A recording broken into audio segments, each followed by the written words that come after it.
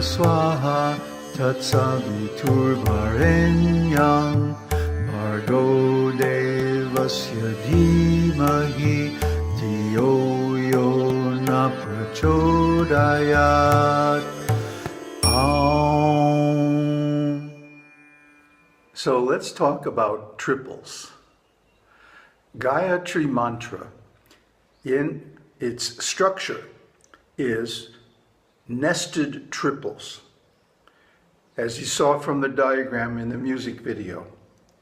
Om then is expressed as Bhur, Bhuva, Swaha. That's a triple. And then each of those is expressed in a triple, in 3 lines. The whole thing is full of triples. It's nothing but a series of nested triples, or an intricate network of triples. And for example, we went through the lines of the Gayatri Mantra, the different parts of its structure, in a linear way, Pranava, Vyahritis, and that the first line, tat-savitṛ-Varenyam, explains the meaning of Bhur. The second line, Bhargo devasya dhimahi, explains the meaning of Bhuvaha. And Dhiyo yo na prachodayat expresses the meaning of Swaha. So now let's look into that. First of all, what is a triple? What are we talking about here? It's also known as a triad in the Vedic texts, and often translated that way. But we use the term triple because it comes from ontology, especially RDF. So if you don't know what that is, look it up. RDF, ontology triples. An ontological triple is the basic structure of being, existence, and also language. Every sentence has a subject, an object, and a predicate. A predicate can be an action or it can be a relation. And in most cases in Gayatri Mantra, it's a relation. So let's look into this. You should do your homework on this. I'm not going to explain ontology and triples and all this stuff very deeply because it's something you can look up and find out about.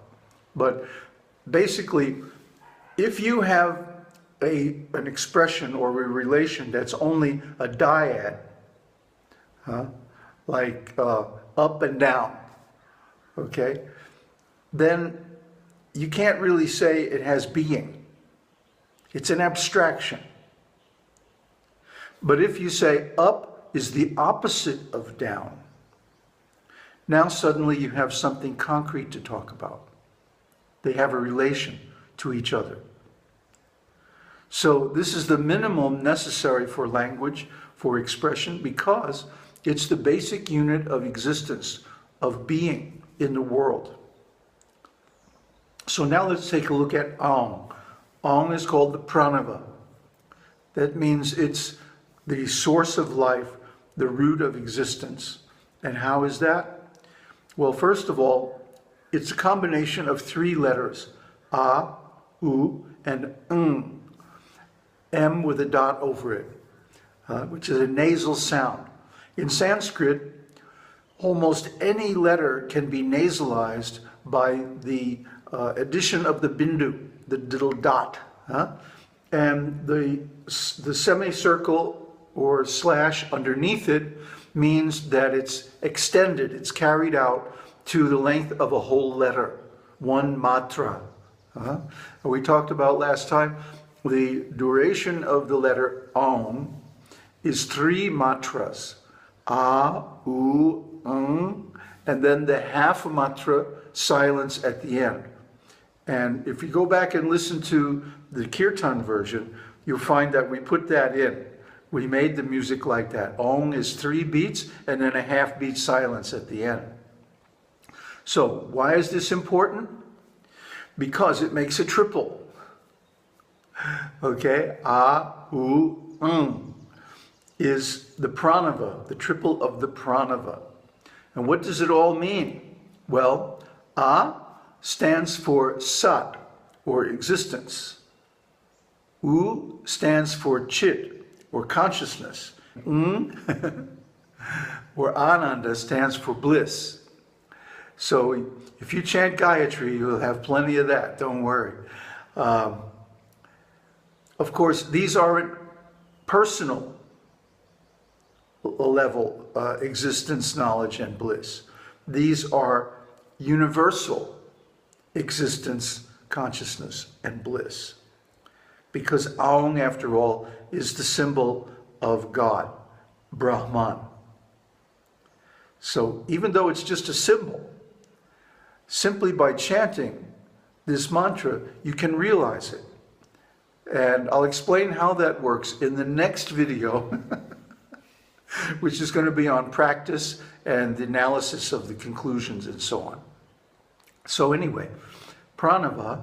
Now, if you're into Shaivism, it can also represent Satyam, Shivam, and Sundaram, which is the same thing as sat-cit-ānanda. Okay? Those of you who are in South India will understand this. So now the whole structure is like this. Aum, composed of 3 transcendental letters, representing existence, consciousness, and bliss, and is then broken down again into another layer of triples.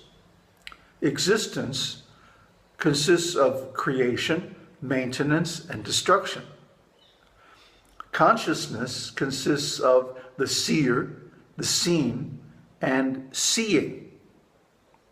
The subject, the object, and the relationship. And Ananda, or bliss, consists of the self, the beloved, and rasa. Now what is that? Well, that's a deep subject, very deep subject, which is talked about in the Bharat Shastra in the early Vedic period, and later on in the Bhakti Rasamrita Sindhu by Rupa Goswami. Rasa is the flavor of love between the lover and the beloved. So when one loves someone or something, it's not an abstract thing. It's a feeling, a definite mood or a sensation of emotion. And this is called rasa. There are 5 major rasas and 7 minor rasas. And it's a whole deep and complex subject that I really don't have time to get into here. But again, if you really do your homework, you should research it and find out, because you will experience it if you chant this mantra. Now then, Aum is divided into 3 parts, and so is the Gayatri Mantra. The Pranava, the Vyahritis, and the 3 lines expressing the Vyahritis. So in the Vyahritis, you have 3 parts also. Bhur, Bhuva, and Swa. And if you go back and remember the definitions of these terms, that's what we talked about. That's why we gave all that information in the last 2 videos, so you'd know what we're talking about here. Otherwise, it wouldn't make any sense to you. So you should have watched at least the 2 previous videos, if not the whole series, beforehand. Bhur means the earth. Bhuvaha means the heavenly regions, and Swaha means beyond, the godly regions in space. So these are the cosmos in the Vedic system, according to consciousness. And also they represent parts of the body. They represent the body, the mind, and emotions. Okay, now we can see the body is the existence, the mind is the consciousness, and the emotions are the relation between them. So if any of this isn't clear, stop the video and think about it, and look at yourself and realize it until it is. These are also the centers in the body. Usually mind or consciousness is considered to be in the head. Body is basically in the belly, in the stomach, and emotions are in the heart. So these parts of the body, these are the basic three centers of the human being. And they are also expressed by the Vyahritis. Oh, but wait, it gets better. Bhur is expressed as Tat, Savitṛ, and Varenyam.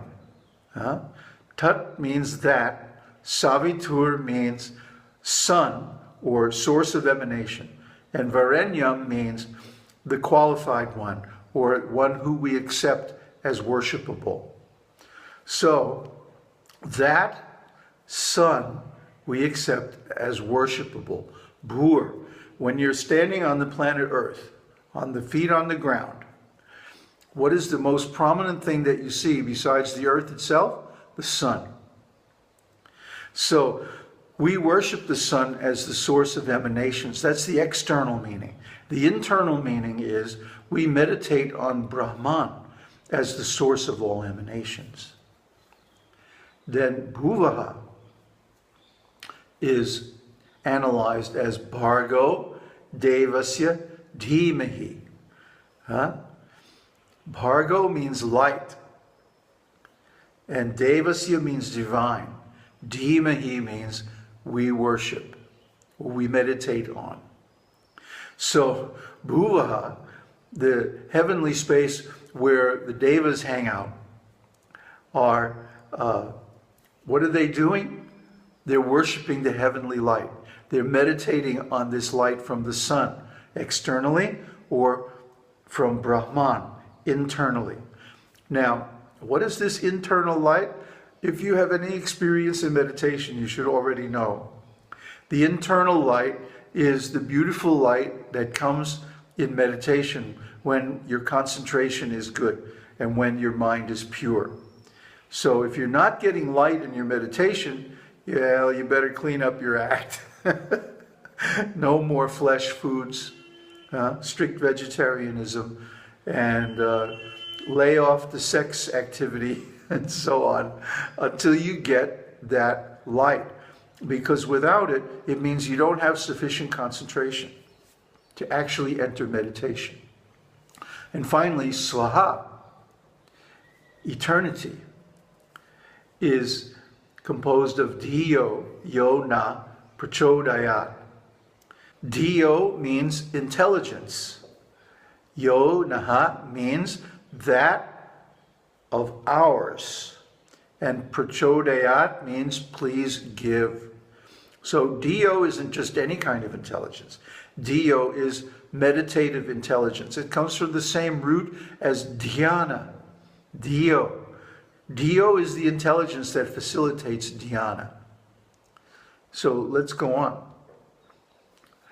The whole mantra is expressed in a series of triples. And I had this same slide in the musical version, and I'm running the animation again so you can see how these triples are derived from Om. They express Om. So not only are all the lines of the Gayatri Mantra triples, as well as Om itself, but even the first words of the three lines make a triple. First words of the three lines are Tat, Bhargo, and Diyo, right? So Tat stands for Brahman, Bhargo stands for light, and Diyo stands for meditate. So again, we have this meditate on the light. The light of Brahman. It's not the ordinary light. It's not the external light. It's not material light, but the light within. Om Bhur-bhuva Swaha Tat-Savitṛ-Varenyam Bhargo Devasya Dhimahi Dhiyo Yo Na Prachodayat.